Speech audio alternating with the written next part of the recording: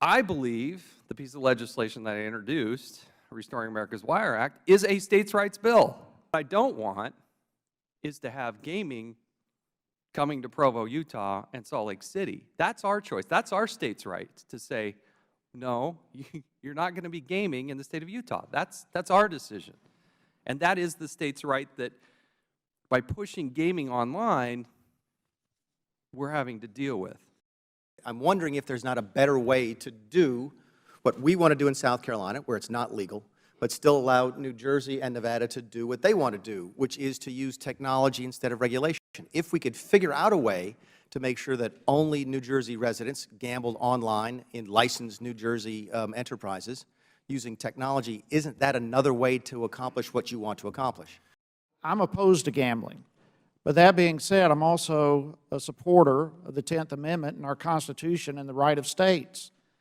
And, you know, whether the fact is the people of Georgia voted to have a lottery.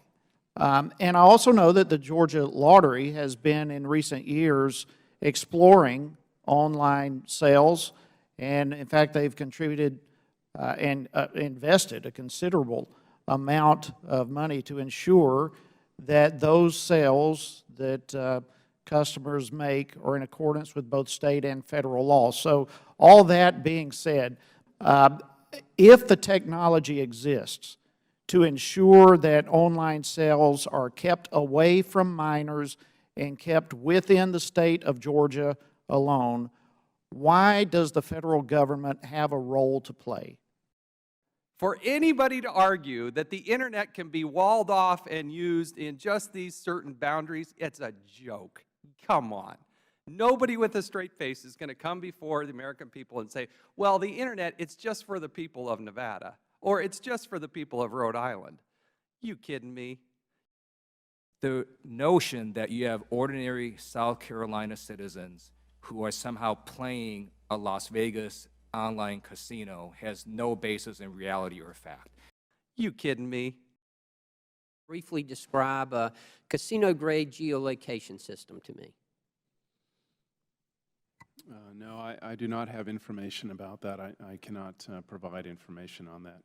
On a casino-grade geolocation system? No, I am not familiar with that system. Okay, okay. Well, let me ask you, are you aware that the Georgia Lottery Corporation conducts third-party penetration testing of their geolocation and age verification solutions?